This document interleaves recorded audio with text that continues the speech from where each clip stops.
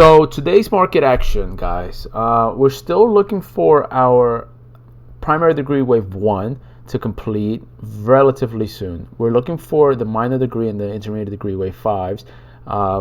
Today's action was pretty flat. I mean, look, this has been a pretty choppy fifth wave and to this cycle, okay, if you will. It's been a little rough to map this out, but the good news is that while the market is stalling just a little bit, we're still having individual names running. We still have the meme stocks running. We still have some tech names running, some growth names running. So the market is broadening, and we are seeing some moves. But what does that mean for us now? Does it mean that there's breakout on the individual names and the markets are going to stall before we make new highs, and then we fail from there and then enter the summer months consolidation that we've been looking for in the primary degree wave 2? I think that's the case. I think that's what I am looking for and what I am anticipating to happen coming into this next few months. All right, so this Thursday we get CPI report, another inflation data, which is critical for the markets. We also have Powell the following week, and so perhaps that's what's going on. Perhaps that's the catalyst that the markets are waiting for to either top out or continue on higher. So we shall see, but we have to prepare. Okay, so we're gonna do our normal SPY and triple Qs updates for today. And so the SPY ETF here is in front of us. And so as I mentioned today, early in the video, we're looking for the primary degree wave 1 to unfold. So from the COVID lows, we go up in intermediate degree wave 1, down in 2, 3, 4. Now our upside target for both degrees, in the minor degree and the intermediate, come in at the 1618, which comes in at 454 spot 12 and 444 spot 38. Okay, this whole structure holds true and is not invalidated just as long as we remain north of wave count invalidation at 398 spot 05. Once we complete this primary degree, I mean, this is all theoretical, guys. This isn't set in stone just yet, but it appears that we're heading on there very slowly. Once we complete this primary degree wave 5, then I've put a theoretical retracement of this whole advance coming up over here somewhere at the top channel, and we get these two levels. We get the 23.6 and the 38.2 retracements, which is normal for a wave 2 pullback. It's common. Okay, so those two levels come in at 383 and 344. So that's what I'll be looking for once if we get to top around this zone. As you see, these are two fib clusters that we're looking for. Taking it down to the 1 hour time frame. The 1 hour time frame suggests that we topped in the wave 3 on February 11th, bottomed out on the fourth wave on March the 5th. Go up in 1, down in 2, 3 waves down in 2, 50% retracement support, 5 waves up in 3.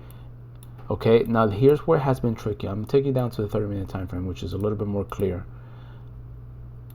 This is where it's been a little tricky. So wave 3 topped out here on May the 7th. Okay, we go down in A, up in B, and then down in C.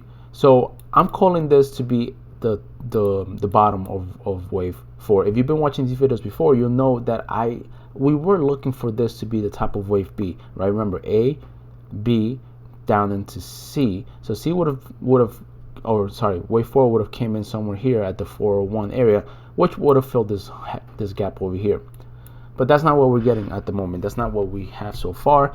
And so I discounted that wave count, and now I'm interpreting this the following. So once we bottomed out on the wave 4, okay, we went up in 1, down in 2, up in 3, down in 4, up in 5 to complete wave 1.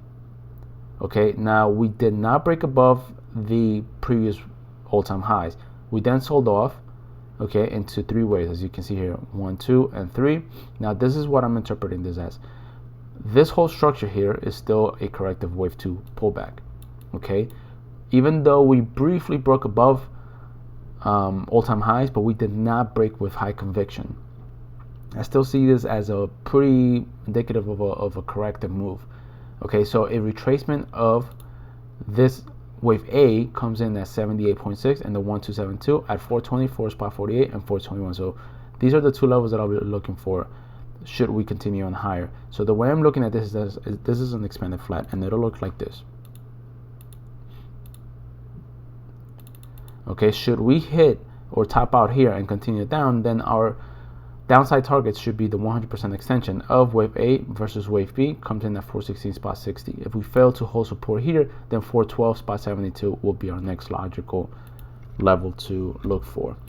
Okay, alternatively, guys, once we complete this, then we can see a rally in the wave 3. Okay, but we must wait to see if we break highs or we stall out at these two levels of resistance.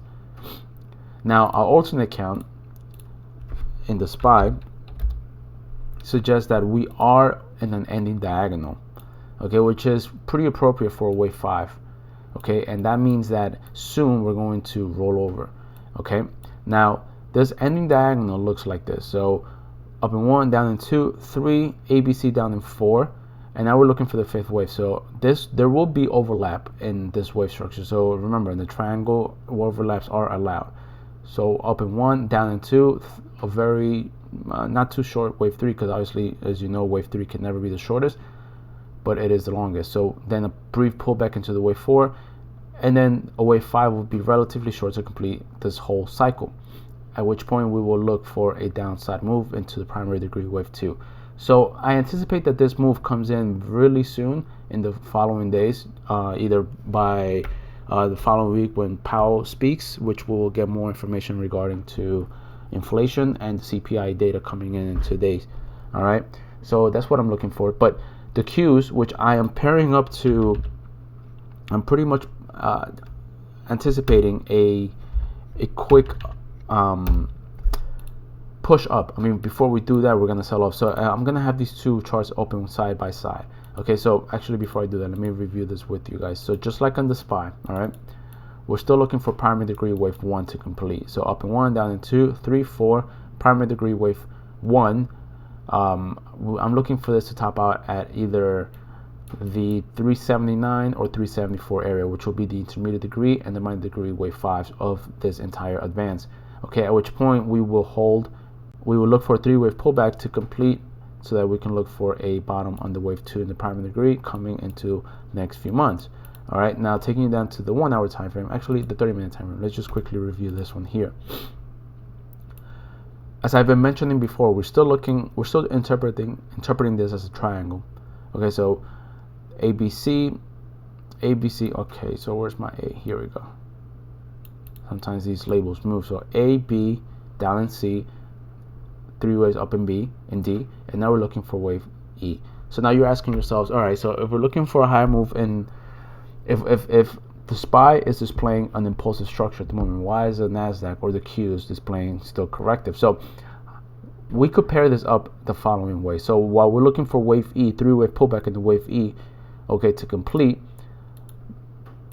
we will look for the wave C pullback, okay, in the wave 2 here for the SPY. So that's how these two indices will pair up before both of them at the same time top out in the primary degree wave 1. So once we see a 3-wave pullback, okay, in the wave E, the SPY will be making its wave C pullback off the wave 2 before we go on higher. Okay, so that's what I am looking for. Okay, now, so for the Qs, what are the levels that we must be watching? The Qs, the levels that we must be watching are the following: a break above the previous high at 339, spot 31, okay, and a resistance at this bottom trend channel, lower trend channel of the wave D. Anything above wave anything above wave B will invalidate this wave count, and we'll consider this to be an impulsive structure. Again, this has been a pretty tricky wave count to track, but so far it's been playing out as a triangle. Downward support will come in at the 23.6 or 38.2 at 331 or 328. Okay, this could still end very, very short, and we get a pullback. We get a push higher. I'm labeling this here just in case we go down to test this bottom line. Otherwise, look for support at the 23 or the 38, 331, 328. All right, guys. So that was a quick update for you guys today. Markets have been relatively flat.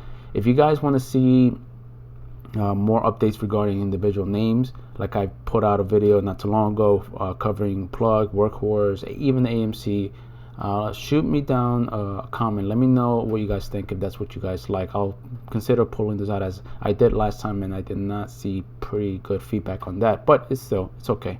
It's still a young channel and we're learning here. So as always, I appreciate your time. Give me a thumbs up, subscribe to the channel, and if you're considering joining our team, the link is down in the description below. As always, thank you so much, and I shall see you guys tomorrow. Bye bye.